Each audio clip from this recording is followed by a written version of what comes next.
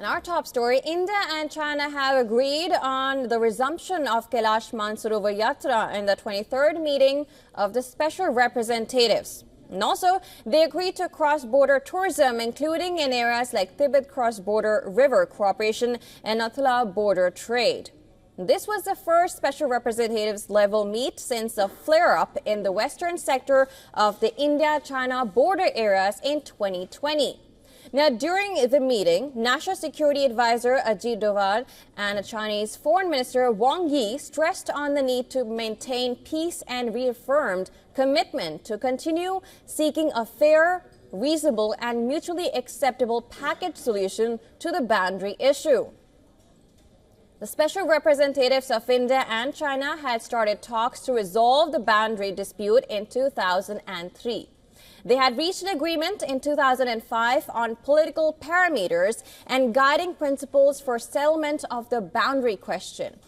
Now, Article 3 of the 2005 agreement says both sides should, in spirit of mutual respect and mutual understanding, make meaningful and mutually acceptable adjustments to their respective positions on the boundary question so as to arrive at a package settlement to the boundary question. Doval and Wang had held the last SR-level meeting on 21st December 2019, just a few months before the military standoff started along the LAC. The negotiations remained stalled as the bilateral relations plunged over the past 4.5 years. The October 21st deal between the Indian Army and the Chinese PLA on patrolling arrangements in the Depsang and Demchok areas in the eastern Ladakh marked the end of the process of disengagement of frontline troops along the LAC. It paved the way for a meeting between Indian Prime Minister Narendra Modi and Chinese President Xi Jinping 2 days later. And this was on the sidelines of the BRICS summit at Kazan in Russia. Now, it was in this meeting that they agreed that the special representatives will restart the boundary negotiations. Now, during the meeting on Wednesday, the Indian and Chinese special representatives emphasized the need to ensure peaceful conditions on the ground so that the issues on the border do not hold back the normal development of bilateral relations. Doval has invited Wang to visit India to hold the next round of SR meeting. Now, besides the meeting, the Chinese Foreign Minister, India's National Security Advisor, also met the Chinese Vice President Han Zheng. Meanwhile, U.S. Department of Defense has said that China has not scaled down its huge military presence along the LAC with India. Pentagon's annual report on China's military capabilities said that the PLA remains focused on developing capabilities to dissuade, deter or defeat any third-party intervention in the entire Indo-Pacific region.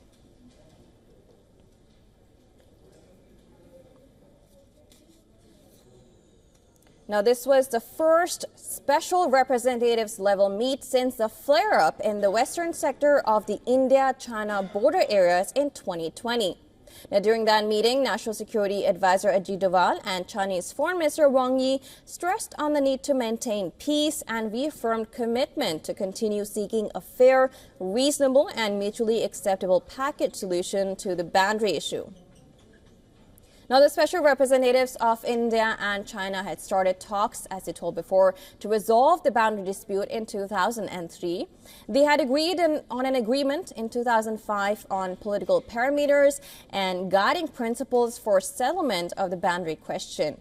Now, Article 3 of the 2005 agreement, it says that both sides should, in spirit of mutual respect and mutual understanding, make meaningful and mutually acceptable adjustments to their respective positions on the boundary question so as to arrive at a package settlement to the boundary question. Now, Doval and Wang had held the last SR-level meet on 21st of December 2019, just a few months before the military standoff started along the LAC. Now, the negotiations remained stalled as the bilateral relations plunged over the past 4.5 years.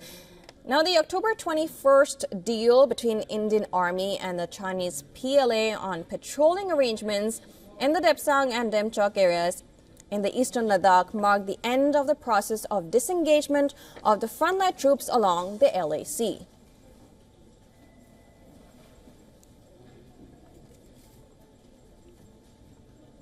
All right, for more on this, we are now being joined by Lieutenant General Raj Shukla from New Delhi. He is a former General Officer Commanding-in-Chief and Commander of the Indian Army's Training Command. Thank you so much for taking out your time and joining us, sir. Thank you very much for calling me. Great pleasure. Now, let me begin by asking you, India and China have agreed on the resumption of Kailash Mansarovar Yatra in their meeting. How significant is this move, and will Kailash Mansarovar Yatra border trade resume?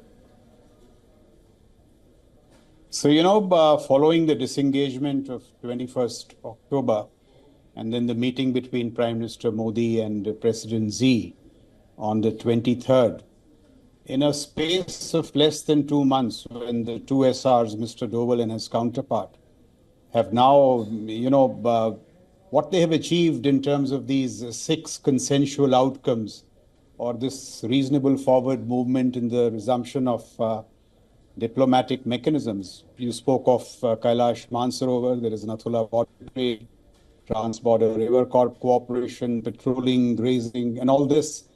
I mean, this is pretty good work, I thought.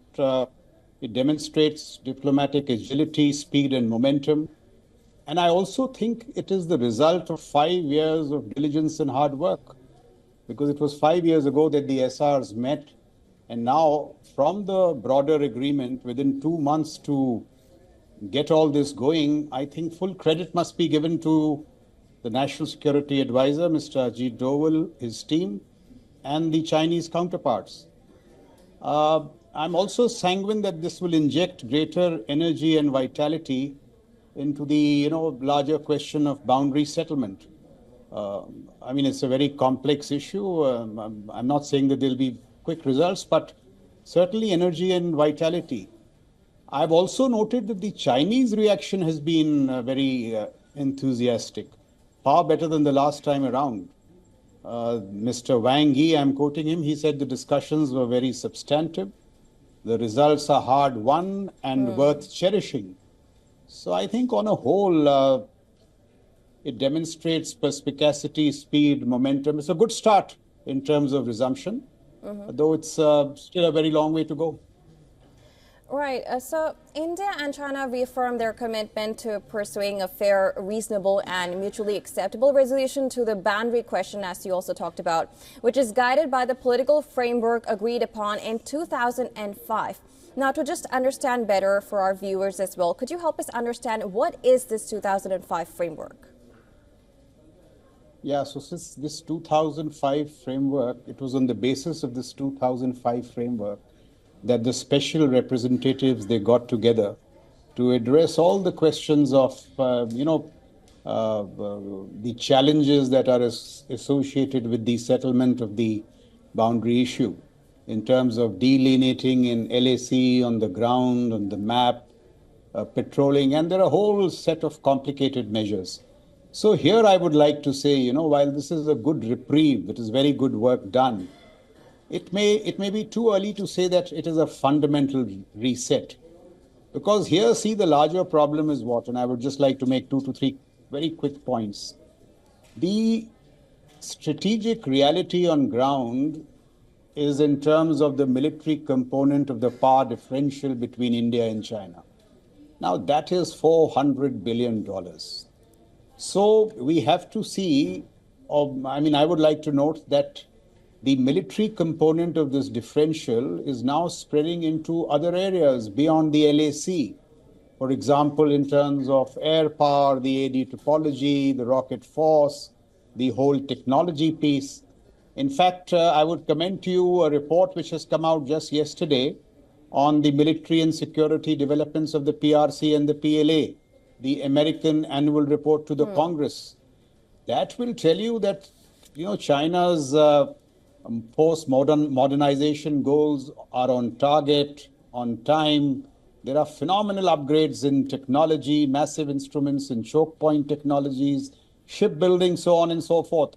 So the real point that I'm trying to make is that just as we have creatively seen forward movement in the diplomatic space, India has to creatively construct fail-proof deterrence along the LAC, because what will encourage the Chinese most to move towards a boundary settlement is deterrence. And there is the challenge, $400 billion.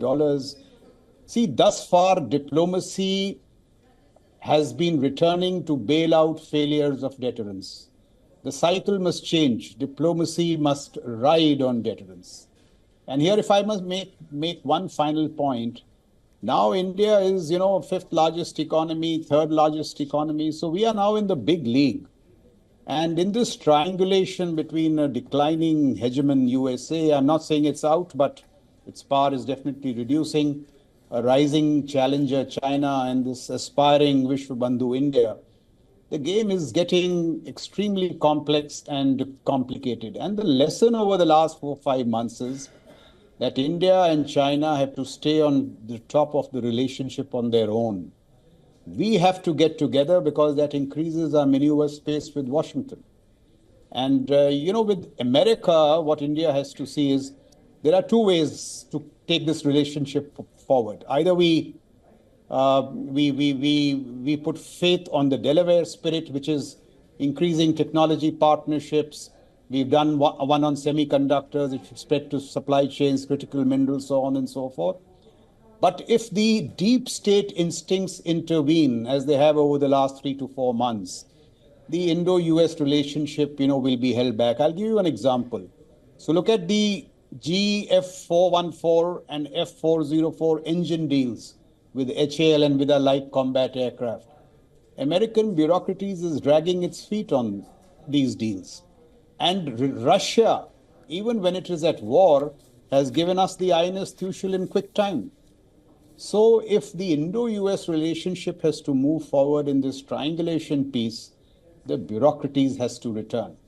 So there are, complications. In some, I would say the SR talks are a reasonable movement forward, full credit to the NSA and his team. But we have to look at the challenges again, the $400 billion differential, diplomacy, our relationship with the USA, and it will need a lot of wisdom, thought, and fleet-footedness if the relationship with China has to finally settle down.